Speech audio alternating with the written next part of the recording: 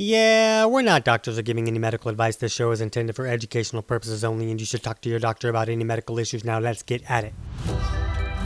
Welcome to Chat the Fat, where nutrition authors Nissa Gron and TC Hale are going to break down common low-carb mistakes. Let's chat all things low-carb, keto, digestion, and more so you can maximize your results. Hello, good people, and welcome back to Chat the Fat. This is episode 78. I'm TC Hale. I'm with Nissa Gron, and we're challenging. I am here getting ready for that amazing keto challenge starting in less than 1 week. That's going to be a good time. And we're also very master classy today. If you're listening to this in the morning, hopefully you're getting ready for the master class. Yes, we are going to talk all about that just in a minute because this week we are still in full keto challenge mode, especially since our keto challenge doors open officially tomorrow, which if you're listening on Tuesday, that would be Wednesday. So if you are excited as we are about the keto challenge, you can join us live for our free keto masterclass that we're actually doing today, which is October 13th. And we are holding that live at 1 p.m. Eastern. If you're listening after October 13th, you can still catch the replay. So definitely make sure you go to eatingfatisthenew.com/masterclass to learn some of the mistakes you're making when it comes to not getting those results you want on keto. So we are going to be dropping knowledge bombs all over the place in this class. So if you like better weight loss results on keto, then definitely show up to the class. Yes, and this will be a great way to kind of get you geared up for the challenge and figure out, oh, that is something that I was doing and I should probably stop doing that. Yeah, because there's some big ones in there. There's some points that you will hear all day long from either, from regular weight loss experts, from some keto experts. They will tell you to do this, and I am here to tell you they are wrong. But Yes. Yeah. Well, so we'll talk about how dumb they are too. We'll break that down. yeah, maybe not so loud. I don't know why I just got loud. But anyway, we are still in full keto challenge celebration mode. So this week, I wanted to talk about 3 surprising secrets keto challengers use to get their big results.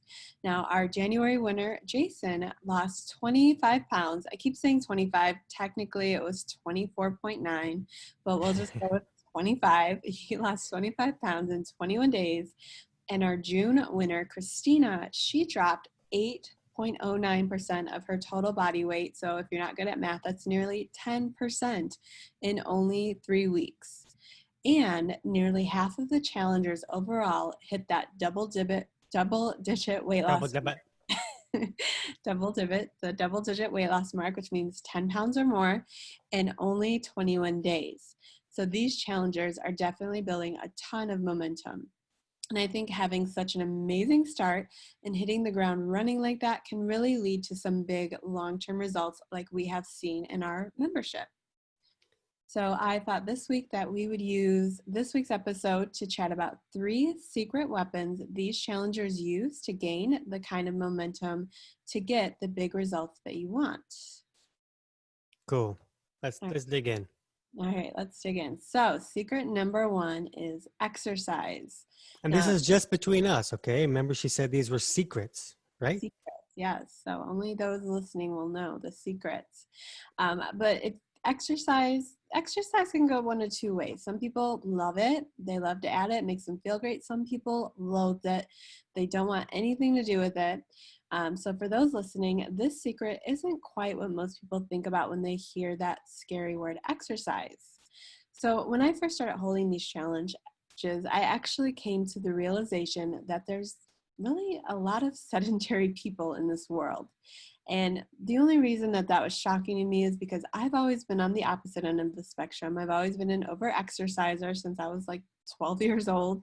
And I always just wanted to burn calories in the name of weight loss. So, going through calculating macros, seeing how many sedentary people there are, I think exercise is definitely one of the secret weapons that challengers can use to get better results. Plus, when I scroll through any of the keto message boards, one of the first questions you'll see is, can you lose weight on keto without exercise? And of course, like with most message boards, the answers are all over the place. So it's hard for this person who just wants to lose weight to get a straight answer of whether or not she has to exercise. And even though, like I just talked about, I've been somewhat of an exercise addict most of my life, and TC was a personal trainer for a long time, I think it's safe to say that we both believe that what you eat actually makes up the biggest percent of the results you get, not exercise. And even with that said, exercise isn't even next on the list of what you need to do to get better weight loss results. I think that other lifestyle choices, like, of course, improving the way your body digests food, getting more sleep, and lowering your stress will far outrank exercise when it comes to weight loss. Do you agree Yeah, with that? I do, and it really freaks people out when they learn this too, and they because it's the same as this, the calorie thing is burned into their brain that they have to burn more than they eat. It's they also burned into their brain that they have to exercise, and even you, as you're reading my book for the third time, you're doing it on your elliptical. So Mhm. that's just how people are stuck like that, and they have a hard time understanding that there's other things that are more important. And in my book, Kick Your Fat in the Nuts, I make it a point that I do talk about working out in that book in like chapter 18 or something like that. It's like at the end of the book. And I make sure people understand that I put that at the end because it's just not as important. But the best thing about keto is that if you're sedentary and you don't do any type of exercising, you can really magnify your weight loss with super easy exercising. Yes, and that's definitely what we recommend to the challengers because you're already stressing your body out so much when you switch from eating this diet you've probably been on your whole life to switching over to a lot of fat. A lot of people aren't used to eating that way. And so if you go into keto and you switch all this around and then you try to add all of this intense exercise, and even if you take it a step further and you start adding fasting and all these other tricks, it's not going to go very well for you.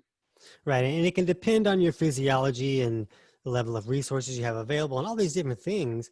But just think that keto maximizes itself when your body is feeling good about it. It's like, okay, this is great. I'm going to go ahead and burn stored fat for fuel because when your body is freaked out, it doesn't burn stored fat for fuel.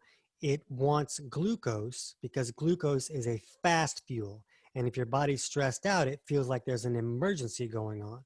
So even if you're not eating carbs that have glucose, your body will make its own glucose if it's super stressed out. So if you're already stressed by switching over to this keto thing, and at the same time you're going to do, your first hard circuit training, difficult workout thing, that's going to be a lot of stress in the body. And odds are great that instead of losing weight, your body will be storing fat because it's in the middle of dealing with this quote unquote emergency. Yes. So even though here we are bagging on exercise, telling you all the negatives of overexercise, our challengers do use exercise as their secret weapon when they keep it easy. So even though it's not required to lose weight on keto, you could just switch up your macros and lose a lot of weight that way. It doesn't mean that it's not a good idea to add exercise in for better results, especially because that exercise will help you lower stress, which we just mentioned is super important when it comes to weight loss. A lot of exercise will also help you improve sleep as long as you're not doing it really close to bedtime because that would have the opposite effect. And of course, it's just important to stay active so you can stay youthful. And when it comes to ketosis, if you're doing something like a fasted walk first thing in the morning, that might even help you get into ketosis faster as long as you're keeping it moderate and not overdoing it. Right. And that's the tricky thing is because just walking while you're fasted that you haven't eaten yet is a great way to get the body to burn fat, but you have to just walk easy. Some people will think, oh, well, if walking does that, then if I run, it's going to do even more fat. But the thing is that your body uses different types of fuel for different types of exercise. And easy walking, your body can use fat very effectively. But things like weight training and intense workout type of stuff, your body wants to use glycogen or glucose, and glycogen is stored glucose that's stored in the tissues and cells. So you really want to do something easy to tell your body, look, this is the time to burn fat. So let's go ahead and do that. So really listen to that. You really want it to be easy. You should be able to do your quote unquote exercise and come back and feel like you really didn't do exercise. You just kind of got outside and it was nice. So walking is definitely one of the types of exercise that we recommend to keto challengers. What is your opinion when it comes to weight training? I think that it's fine, especially if you already weight train. You know, if you're already lifting weights on a regular basis and your body is pretty adapted to that, I think that it's fine. And because there's a lot of keto guys and gals that they're already fat adapted and they do really well with weight training and their body does great burning mostly on fat. But as you're starting to switch things around, you definitely don't want to start weight training the same week that you're starting keto. That's just too much stress on the body, and you have a much better chance of the body making its own glucose, and that's still raising sugar levels that are going to keep you out of ketosis. Okay, so for those who are in it for the prize, you definitely want to get some walks in that aren't super stressful and maybe wait a little while before you add the weight training. But don't think that adding the weight training is going to lead to weight gain, because it might on the scale. Sometimes it does lead to scale weight gain, but that is not the same thing as leading to fat gain, which is what you're trying to avoid. Right. And so besides like running, is there any other kind of exercises that keto challengers should avoid? You know, it's just really about the intensity level. It's not a certain style, you know, like yoga is not bad or Pilates or anything like that. It's how intense was it for your body to complete that exercise. That's really what you want to look at. It's, Okay. did it stress your body out, or was it easy enough that your body would feel good about burning fat while doing that? If you can't carry on a conversation while you're doing whatever it is that you're doing, then you're doing too much. All right, I think that's a good tip to help them figure out what is too much. So let's get into secret number 2 that keto challengers use to get their amazing results. We talked a little bit about it last week, but we are going to talk about it more, is adding intermittent fasting. Now, let me tell a quick personal story. When I first heard of intermittent fasting, I wanted to run the other way screaming. I was already following low carb, maybe even keto at the time, and I already felt like I was giving up all of my favorite high carb foods because, like most people, I do love some high carb foods. And with this intermittent fasting thing that I saw on Dr. Oz, I saw Michael Mosley on Dr. Oz, and he just basically wanted me to give up eating altogether on some days. So, you know, maybe not that dramatic, but when he talked about intermittent fasting on Dr. Oz, his plan was called a 5-2 plan. And this is basically where you eat normally whatever you want for 5 days, and then 2 days not next to each other. So, like maybe a Monday and a Friday, 2 days, you want to fast the entire day, except maybe you, like if you're a woman, I think he said you could eat up to 500 calories. And if you're a man, it was 600 or something like that. So it definitely freaked me out thinking of going 2 entire days each week, eating only 500 calories. And, you know, looking back, like I can do a 5-2 plan really easily now. I don't necessarily agree with everything he said, because if you're just eating anything, you're going to be really, really miserable on those days that you're fasting, because it's going to be hard to be fat adapted if you're eating a lot of carbs on the days that you're not fasting. But also he talks about spreading out 500 calories throughout the day, which even if you're following keto and you're adding little bits of calories here and there to make it up to 500 calories, that is going to put your body back into wanting to eat more food. So it's probably going to be way less effective, and it's going to make you feel really hungry. So while, you know, I just kind of wanted to bring that up because I'm talking about his plan. I don't know if anyone's going to like run out and look up Dr. Mosley and look up his 5-2 plan. So I just kind of wanted to get out some of the negatives about it. And also like how fasting scared me away. But, you know, now I fast pretty much every day. Yeah, So, you know, and I think that we have exceeded our allotment that we're allowed to say Dr. Oz per episode. I think we've gone past that, so we'll have to think about that going forward. But yeah, I don't think that this is always like a 5-2 kind of plan is always so great for someone just starting a challenge, especially if they're just starting keto. We like to see people be a little bit more fat adapted. But I was the same way that when I heard about intermittent fasting, I was like, well, I'm not doing that. That's ridiculous. Not only because I didn't think that I would want to do that, but scientifically, my viewpoint was that it was bad to go without food. But when you're fat adapted and you're eating a ketogenic diet successfully and correctly, you will find that you're just naturally going to fast because you're just not hungry. Your body it has fuel, and you end up just forgetting, oh man, I forgot to eat today. So I accidentally intermittent fasted today. And then you realize that your body is really set up to do this the right way, and you can start implementing it to really speed up weight loss. Yeah, there's a lot of challengers. They come in and maybe that first week is a little bit rough. They're adjusting to the new way of eating. And then by week 2, they're trying to find ways to get enough food in because, we really want them to eat enough to not stress their body out. And there's a lot of them like where they do fast longer, but then they have trouble getting enough food in. So Right. they never realize how easy it would be to fast once you're becoming fat adapted. Right. And if you're telling us stories like, oh man, my fasting is going so much better. Today, I only passed out 3 times and I only punched one person. I punched the mailman, but that was only one down from 4 before. So if you're dealing with things like that when you're fasting, you're doing it wrong. It's not going well. You're not working with your body. You're working against your body. Yeah. And unfortunately, there are people that push that just say, go make it through your hours, do whatever you have to do. So definitely don't listen to those people. But that being said, challengers come into the challenge at all different levels. There's some who are brand new to keto, and so obviously they're not yet fat adapted, and we help them work through that and become fat adapted. There's some challengers that come in that have followed keto for a while, and maybe they're at a plateau, or maybe they just want to get better results. There are some who follow keto and they want to learn how to add fasting to their plan. And that's really the reason that they join, because we do talk about it a lot in the group. And then there are some people who already follow both keto and intermittent fasting. It's already established routine in their life, and they just really want to get that motivational boost from the group support. And of course, they are in it for the prize because someone will win $500 at the end of 3 weeks. True that. I hope it's me.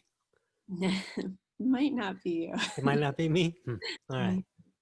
All right. So we never recommend jumping straight into a long fast like a lot of other fasting experts might recommend, but we do take the 3-week challenge to help ease someone who is already into keto. If you're already following keto, we want to help ease you into an easy intermittent fasting routine.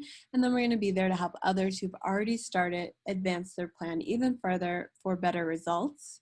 And the reason I talked about this is we have a 2-time challenger, Jessica, and she stands out because, like a lot of other people, she came into her first challenge pretty terrified of fasting.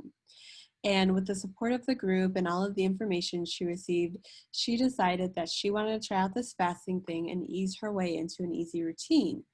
And once she became fat adapted through the keto lifestyle, she realized that fasting wasn't actually so scary, and it actually made the whole process a lot easier when it came to getting better results and losing weight a little bit more quickly.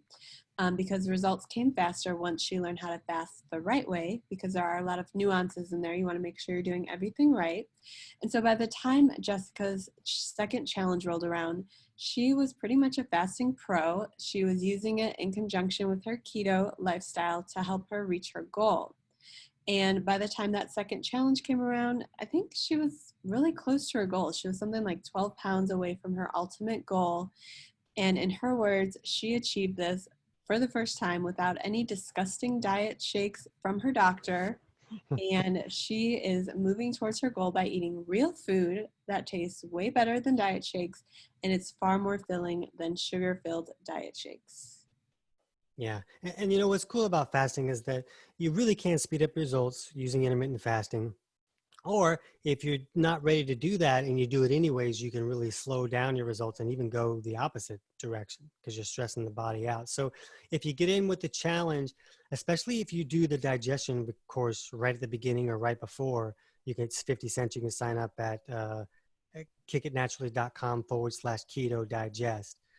But that shows you how to look at your physiology a little bit. And if you do these easy self-tests that you can do at home, you can come into the group and tell us what your numbers were, and we can kind of help you figure out if you should be starting to test out intermittent fasting, or if you need to correct some things before it's going to really help you.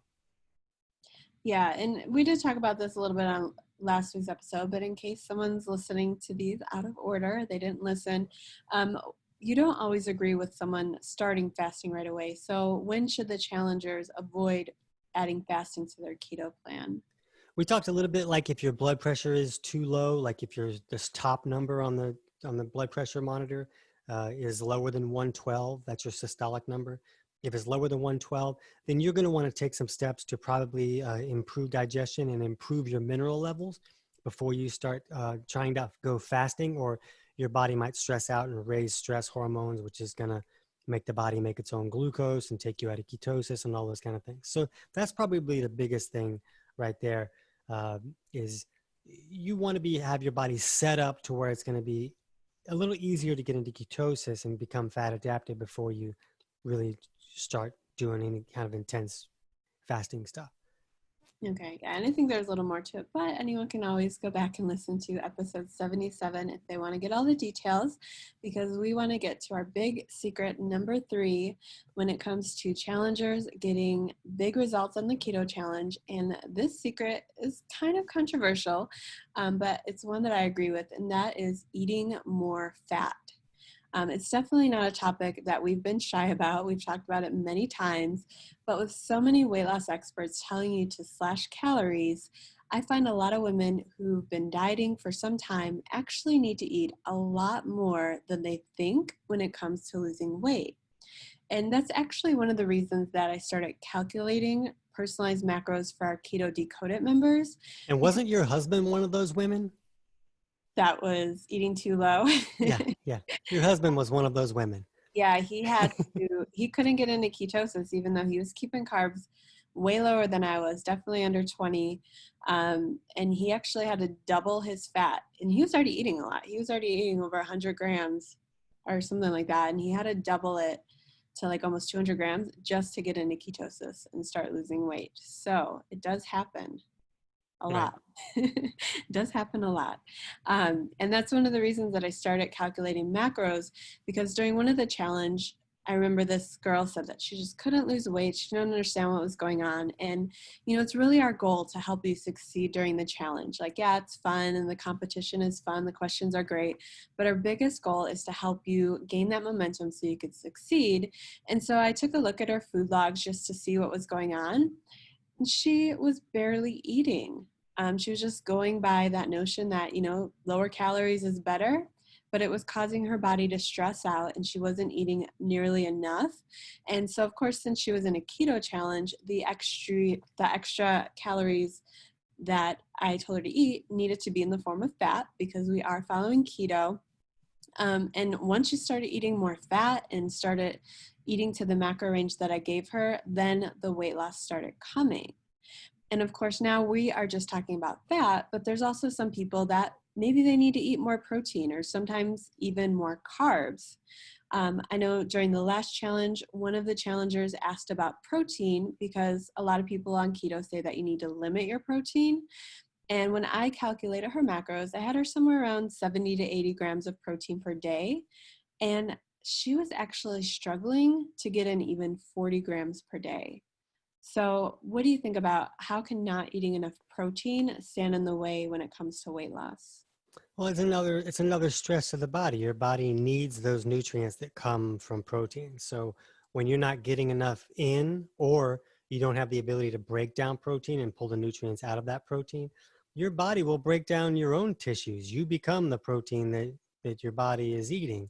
So you don't want the body to be in that kind of a stress state. You want it to feel good about everything going on.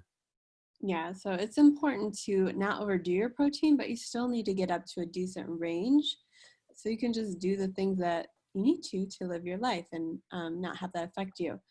And then, of course, going back to that, the same thing can actually be said about carbs. Now, even with keto, most people do need to focus on lowering carbs, and that's really, really important.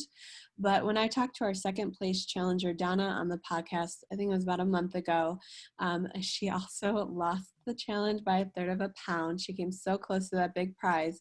But when I spoke to her about what changed. Why was she getting results with keto, whereas before she tried it and she wasn't really doing that well? Her response was that she actually needed to eat more carbs in order to get results. So even though keto is about lowering carbs, some people do need to eat more than 20 grams, or some people only eat 10, but some people do need to eat more than that to get results. So why do you think that someone might need to eat more carbs to see better weight loss results? And a lot of times they they just don't feel right either. They're not getting all these, hey, I have all this energy, all these things.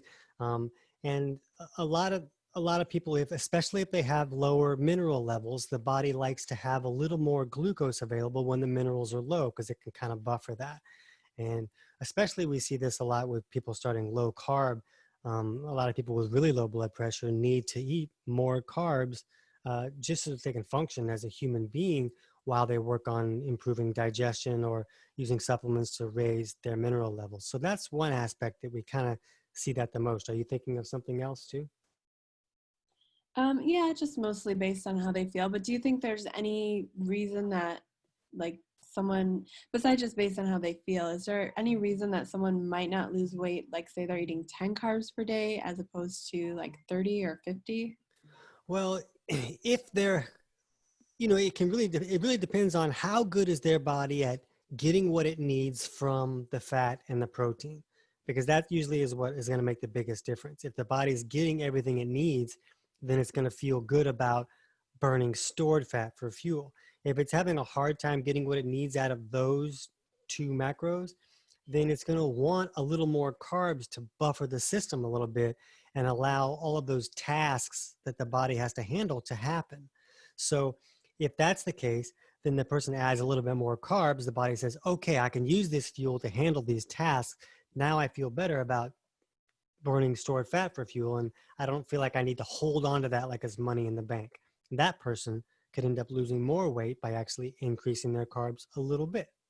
So You it's just not, it is about how you feel, but it's also about how your body feels about Right. it. It's about how your body feels because you might feel fine even though your body's kind of pissed about the whole thing. Okay. You don't want to make your body upset. Right. Okay. So while the general weight loss info is always to eat less food, pretty much anytime you hear about diet, you'll always hear about eating less. And the less you eat, the faster you'll burn through fat. It's just not always the case with a lot of people. There are a lot of people who've been dieting for so long and they've been eating so little for so long that they actually do need to eat more food in order to lose weight. Now, I'm not saying they need to stuff down everything they see. They just need to get their macros dialed in to a range that's good for them. So that way they're not under eating, but they're not also not overeating, especially when it comes to carbs. So, it's not always about cutting calories for weight loss, which if you're following keto, that's going to be cutting back on fat because that's the macro with the most amount of calories in it. And while eventually there may be a time and a place for you to eat less fat while following keto, for most people, it's not going to be at the beginning of your keto diet. Right. Yeah. You need to let your body know, here, take this fuel and use this. You got to give it enough that your body says, oh, I will use this and I'll like it while I'm doing it. And also, like, some people do need to up their fat for a while and then eventually they do have to back down. There are others, like when I was losing weight, I had to keep my fat high all the time. And I personally think that's because I dieted for so long that my body just never felt safe for me to lower both my fat and my carbs. Like, I just ate a lot of fat. Right. Right. And I'm so much more satiated when I'm having a lot of fat now. And everything just goes better for me. Yeah. Yeah. And we change because, like, now I actually eat more carbs, but I know that I have to back down the fat when I do that. Hmm. Otherwise, that won't go well. Right. Yeah. So you'll definitely change. And that's obviously why we're there in the group to help you figure out what to change, because what works for you when you start will not work for you in the middle. And it definitely won't work for you at the end. It's always constantly changing for most people. All right, so let's quickly review the 3 secrets challengers use to get their amazing results. Secret number 1, exercising the right way for weight loss. Secret number 2, adding intermittent fasting when you're ready. And secret number 3, eating more fat. Secrets. Shh, remember. Secrets. Yeah, and if you want to hear even more about these secrets, I actually did an entire mini series that you could check out now. It's called the Keto Challenge Secrets Revealed. I go a little bit more into detail about this, and you can find that at eatingfatistheNewSkinny.com/secrets revealed, because again, it's a secret. But before you go there, if you haven't watched our free keto masterclass, which is happening today at 1 p.m. Eastern Time, we are kicking this keto challenge off by giving you the information you need to get an edge over the competition for that $500 prize, and of course to help you get even bigger results. So we are doing that class live today, and if you join us live, make sure you come with your questions because we will be there to answer them for you. But if you are listening to this late or you're working during the class, you can always catch the replay. So either way, make sure you reserve your spot for the masterclass at eatingfatistheNewSkinny.com/masterclass. Now, we will be back next week with the Keto Challenge fully underway and the challengers transforming their lives. So if you want in on the Keto Challenge, now is the time. Be sure to watch our masterclass, and then the Keto Challenge doors officially open on Wednesday, October 14th. They're only open for 5 days, so don't blink because you will miss it. And make sure you get into that masterclass. If you know that you're just ready to go straight to the challenge, you can be the first in if you go to eatingfatistheNewSkinny.com/keto challenge. Cool. It's going to be a lot of fun. Won't that be silly if you miss out on it? That would be so silly. That would be. You don't want to miss it. Cool. I think we did an episode again. Yeah. And we did the rest of the time without saying Dr. Oz again. Oh, man, I did it. Listen to us. Don't watch Dr. Oz. Wait, I didn't. Okay, we have overmaxed on Dr. Oz. Okay, so we'll see you guys in the challenge, and then we'll see you back here next week. Whether you're brand new to keto or just looking to move past roadblocks, join us for our next Troubleshooting Keto Master Workshop. Go to chatthefat.com/workshop to find upcoming dates and register for this totally free event. You just might find your missing piece of the puzzle. Until then, we'll see you next week on Chat the Fat.